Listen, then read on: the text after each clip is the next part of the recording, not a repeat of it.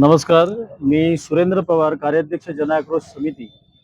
आज आम्ही गेल्या 3.5-4 वर्षापासून मुंबई गोवा महामार्गासाठी पाठपुरावा करत आहोत. NHAI, PWD सर्व आमदार खासदार यांच्यापर्यंत आपली पत्रकं पोचलेली आहेत.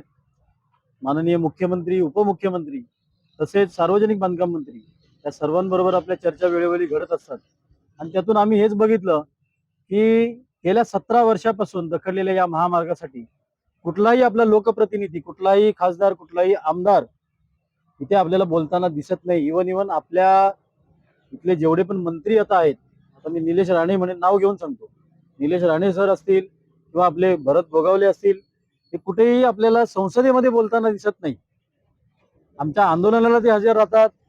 त्यांच्यामुळे त्यांनी सर्व आपले त्यावेळचे मुख्यमंत्री एकनाथ शिंदे साहेब आहेत, त्यांना देखील रस्त्यावरती उतरवलं ज्यावेळेला आम्ही आमरण उपोषणाला बसलो होतो.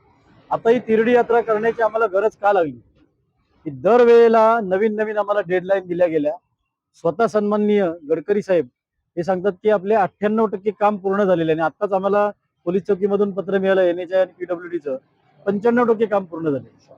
95% काम आम्ही बघितलं ना, तर आम्ही त्यांना रस्त्यावरती उतरण्याचं आम्ही आवाहन करतो की 95% काम तुमचं टोलचं पूर्ण झालेलं आहे. रस्त्याचं काम आजही तुमचं 40 ते 45%, 50% शिल्लक आहे.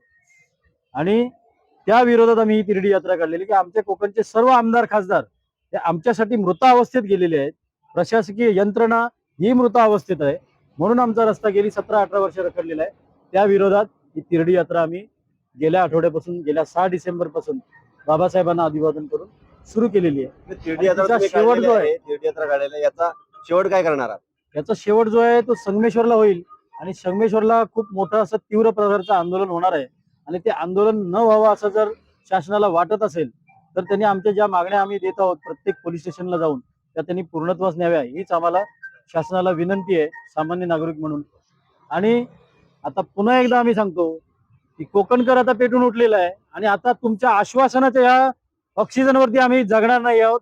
आम्हाला आता इथे ऍक्टिव्हिटी पाहिजे. जर कुठले कोकणचे आमदार खासदार जिवंत असतील तर त्यांनी ऍक्टिव्हिटी दाखवा, आणि तरच या आंदोलनाला स्थगिती राहील. नाहीतर संगमेश्वरला या सरकारला खूप मोठा धमाका बघायला मिळेल.